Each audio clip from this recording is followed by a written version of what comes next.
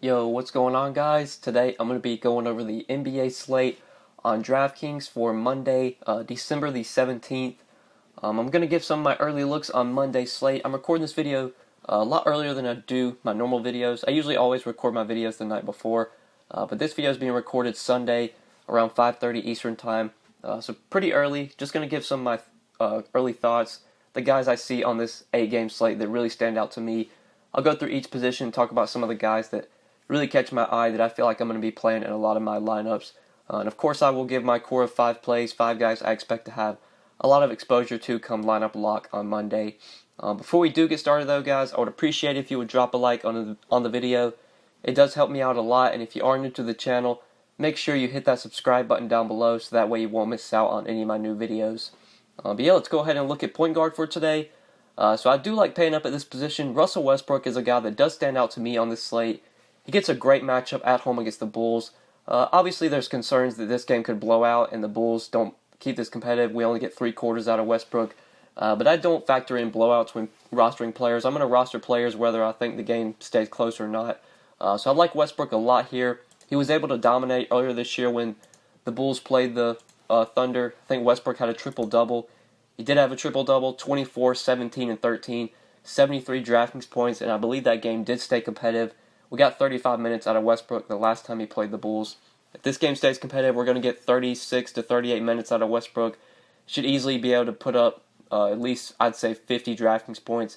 I know Westbrook hasn't been like the insane upside player we've seen in past years, especially now that obviously he's playing alongside Paul George. They have Dennis Schroeder. But Westbrook still has upside. He can still give you a high floor as well. Without Anthony Davis on this slate, I think he's my favorite guy to pay up for. Giannis, I think, might be my favorite guy depending on news on Chris Middleton. If Chris Middleton is out again, I think I'd rather play Giannis, but that's news we're going to have to wait on and see what we get on Monday. Embiid against the Spurs, obviously you could just go ham. We saw Embiid put up a really big game Friday night against the Pacers in a somewhat tough matchup, slow-paced team. I wouldn't say this is a tough matchup, but it's a slow Spurs team. And at 10-6, I think I'd rather play Westbrook. I feel safer going to Westbrook. Harden I don't really like against the Jazz, just not the best spot for Harden. Karl-Anthony Towns I do like a lot against the Kings, but paying $10K for him on this slate feels a little bit unnecessary, at least unless we get a lot of value and we can fit in multiple studs. I think the studs I'm going to be prioritizing on this slate are definitely Giannis if Chris Middleton is out again and Westbrook against the Bulls. So I do like Westbrook a lot, but if you don't want to pay up, in the mid-range, there really isn't a ton that I love. Like maybe Mike Conley against the Warriors. If you think the Grizzlies can keep that game competitive, I could see a big game out of Mike Conley, but that's really only a tournament play for me, not really a cash play or a core play. Eric Bledsoe, depending on the news we get with Chris Middleton, if Chris Middleton's out again, you could go to Bledsoe at 7,600. He could definitely be in play. A key injury, though, at this position is Zach LaVine. So Zach LaVine is going to miss, I believe, the next 2 or 3 games. He makes the next 2 games, Saturday against the Spurs, Monday against the Thunder. We should see some minutes pick up for Ryan Arcidiacono. We'll talk about him when we get down there for point guard value. And I know Arcidiacono is not the most sexy play, but when you take LaVine off the court, that's a lot of ball handling. That's off the court now. That's a lot of shots to go around. Arcidiacono should soak up some of that, so we'll talk about him when we get down to the value range. So LaVine's a key injury at this position that could really impact the slate. He has already been ruled out. We'll talk about some of the other Bulls when we get there. Obviously, LaVine being out makes it more likely this game blows out, but like I said, don't really factor in blowouts to rostering players. Just going to roster the guys I think are going to do the best. So let's talk about some other point guard plays. So you take LaVine off the court. Chris Dunn should see some more usage, more shots, just all around, more ball handling. He did play 36 minutes in his last game against the Spurs, and the Bulls have pretty much said that Dunn's no longer on a minutes limit. He did have his minutes limit increased. He played 36 minutes, so I imagine if we get a competitive game here, we're going to get massive minutes out of Chris Dunn. A lot of ball handling, a lot of shots for him. I do like him a lot at 6,200, especially if you're playing Westbrook and you think this game stays close. Chris Dunn's probably going to be a big reason why, so we could definitely consider him at 6,200. I like him a lot. Don't feel like he's going to be like a massive core play for me, a guy that I have in like a ton of my lineups, but if Chris Dunn's going to be low owned today, I will for sure be over the field on him. But now let's talk about some value here. So Dennis Schroeder at 5,600, even though he comes off the bench, still feels underpriced against the Bulls. I don't mind Dennis Schroeder 5,600 if this competitive game. Schroeder's going to be closing out the game. Usually closes out the game at shooting guard. Plays 30 minutes in competitive games, so I do like him as a value play, especially when you look at his price. Arcidiacono that I did mention should see some more minutes with LaVine out for this game. He did play 39 minutes in the last game against the Spurs, and had 32 DraftKings points. I'm not sure if he started that game because I didn't play any NBA DFS on Saturday. But if Arcidiacono did start on Saturday, I guess let's see right here. I can probably read it right here. Arcidiacono remained in the starting lineup with LaVine on the sideline. So they started Arcidiacono at shooting guard, I imagine, started Dunn at point guard. We should see the same starting rotation again. So Dunn playing point, Arcidiacono playing at the 2. We should see massive minutes out of Arcidiacono. At 4,200, he did see a price increase, but still should be a good value play with LaVine out for this one. So I like him if you're trying to go cheap here. Definitely in play for me. Probably the best value if we're talking about sub 5K, like cheap plays. But let's move on to shooting guard now. So not really a position I want to pay up for today, like Harden, Curry, Devin Booker. I like the spot for Devin Booker, but 8,500, don't feel like I'm going to prioritize him on this slate. Maybe Eric Bledsoe, depending on the Chris Middleton news. But shooting guard today, we might can go to the mid-range, maybe try and find some value here. So like I mentioned, I like Chris Dunn a lot. At 6,200, Chris Dunn is shooting guard eligible. I think he is a really good play today if you want to go to him. In the 5K range, you have Dennis Schroeder, who you could play here, who I do like as a mid-tier play. And then talking about value, it will be interesting to see how Kelly Oubre is used with the Suns. He did get traded to the Suns. He's only 4K. There's a chance Kelly Oubre could start. We'll have to see what the Suns do with their starting lineup. We could potentially see Oubre starting like over Mikal Bridges or something. At 4K, even if he doesn't start, Oubre should see a lot of run off the bench. I do like him at shooting guard. Austin Rivers, last I checked, was not in the player pool, and he's still not in the player pool. Not really sure why. Austin Rivers should be added to the player pool, I would imagine, since he's on the Suns now. So Austin Rivers, depending on if he's in the starting lineup, if he's going to see decent minutes, he could be a good play, but he's not in the player pool right now, so can't really talk too much about him. But Kelly Oubre, even if he doesn't start, should see a lot of run off the bench. And at 4K against the Knicks, don't mind him at all if you're trying to go cheap here. But it's probably it for shooting guard value plays. Let's move on to small forward now. So at the top of this position, I'm really going to only be playing Giannis here, especially if Chris Middleton's out. I'm going to have a ton of Giannis today. If Middleton plays, I'm going to have a lot more Westbrook than I do Giannis. If Middleton's out, I'd imagine I'll have a little bit more Giannis than I do Westbrook, but still like both guys. The Middleton news, we're going to have to wait and see what the situation is with that on Monday. But let's talk about some other small forward plays. If we're not going to the top in the mid-range here, there really isn't a ton that stands out to me, like in the 6K range. Like TJ Warren, now that Devin Booker is back, I'm not as excited to play TJ Warren, especially with him being 6,700.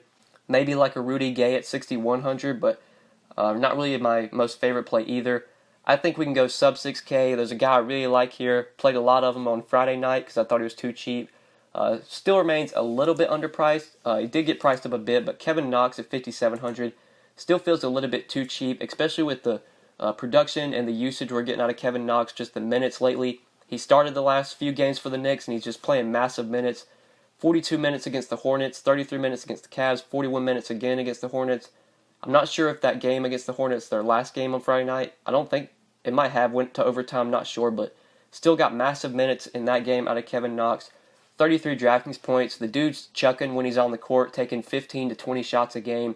Should remain in the starting lineup. Great matchup against the Suns. I think there are actually a lot of decent plays in this game. This could be a good game to target for options, and I think Kevin Knox is a really good option from this game at 5,700. I feel like with the price increase, that might scare some people away. With just how many minutes the guy's playing, how many shots he's taking when he's on the court, he's grabbing rebounds as well. Still a good play, in my opinion, at 5,700. And then going cheap at this position, really like Nemanja Bjelica, probably one of my favorite values on the slate.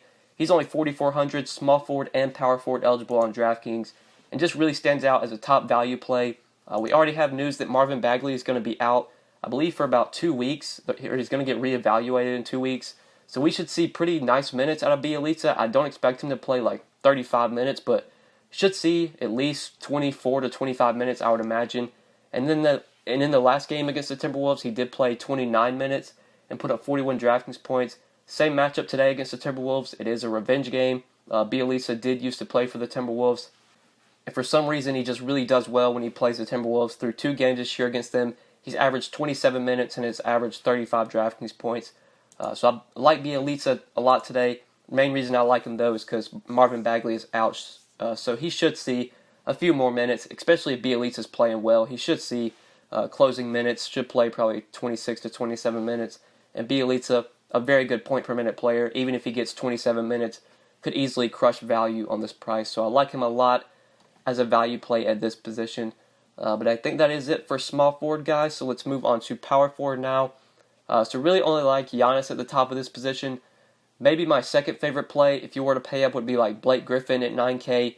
But Blake Griffin today is not going to be a core play for me. Really only Giannis is the guy I'm looking to. Like KD, just not as interested in him. Even at 9,700, I think I'd just rather go up to Westbrook, go up to Giannis on this slate.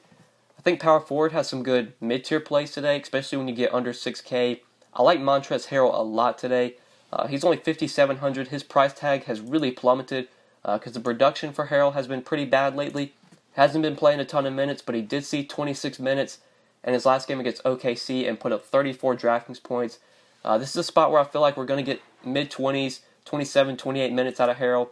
Going up against the Trailblazers and going up against Jusuf Nurkic, they're going to need Harrell out there on the court to defend Nurkic.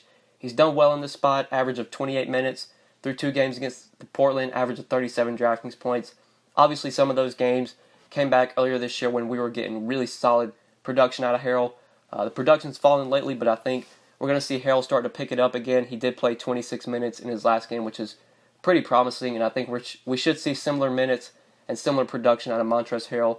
At 5,700, still too cheap for the guy. If he was like 6K, 6,500, 7K, I really wouldn't have any interest in him, but getting Harrell under 6K, even if we get 25 minutes, could be good enough with how good of a point per minute player he is. So I like him a lot as a value at power forward or center. But then talking about the power forward value plays, 5K and under, Dario Saric has been playing really well for the Timberwolves. He did start over Taj Gibson. I think Gibson was out on Saturday night. I did see that, even though I didn't play. I did see the notification where Gibson was out. Sarge started that game and played really well. Gibson, though, is expected to return, so Sarge will move back to the bench, but he's still been playing good minutes off the bench. Don't mind him at 4,900 if you want to go to him as a value play. But that's probably it for me talking about power forward value plays on this slate. So let's quickly go over center now. So at the top of the center position, you do have Embiid at 10.6, and you have Karl-Anthony Towns at 10K. It feels really weird to say this, but I think I'd take Karl-Anthony Towns over Joel Embiid today. Embiid's in a tough spot. I just don't like this spot for him. I don't like the matchup, don't like the pace of this game. I feel like the Spurs, even though they haven't been that good defensively this year, Popovich will probably still try and find a way to slow down Embiid, whether it's double teams or whatever. And even though he's just been so good this year for fantasy, I think Embiid's a guy we can't avoid today. At least me personally, I feel like I'm going to be avoiding him. I'd much rather play Karl-Anthony Towns, who's in a great spot against the Kings. Fast-paced Kings team, a Kings team that really struggles to defend centers. Cat's done well this year when he's played the Kings, so I like him a lot at 10K, but I don't feel like I'm going to be paying up for center much today. This is another position where I think there are a lot of strong mid-tier plays. Jusuf Nurkic against the Clippers really stands out to me. His price is back up to 7,500, so don't expect him to be popular today. When he gets priced up, people usually shy away. But that's usually when I like to get onto Nurkic because the guy, if he gets minutes, is going to be just a monster for fantasy. If we get 28 to 30 minutes out of Nurkic here against this Clippers team that can't defend any center, pretty much any center that has an offensive game, Nurkic should be able to dominate. I do like him a lot at 7,500. But I also really like Enes Kanter. Enes Kanter is almost $1,000 cheaper than Nurkic. And I think we can get similar production, maybe even more upside out of Kanter. As long as we can get the minutes out of him, he should also be able to dominate in this matchup. That's really my only concern for Kanter is that the minutes aren't there. But if he plays near 30 minutes against the Suns front court, should totally be able to dominate. Suns have not been able to slow down any bigs this year. DeAndre Ayton is not a good defender. So I like Enes Kanter a lot today at 6,700. Since the Suns do have Holmes and Ayton, they're going to probably have a big out there on the court at all times, which should lean to Kanter playing consistent minutes, I would hope. Hopefully we get 28 to 30 minutes out of him. One of my favorite tournament plays. Would not play him in cash games, but if he's going to be low owned in tournaments, I don't mind going overweight on him at all today. Like Cantor a lot against this Suns team. But talking about other center plays, besides the mid-range options, maybe looking for value here.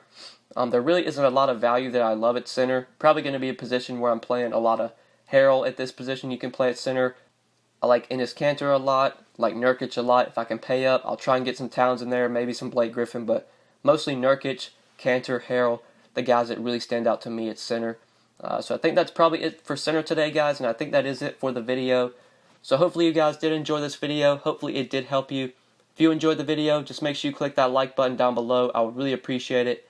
Make sure you subscribe if you have not already. And if you do have any questions, feel free to leave them down in the comment section below or hit me up on Twitter at the DFS_GOAT. But yeah, guys, good luck tonight on Monday's 8-game slate. We'll see you in the next video. Peace.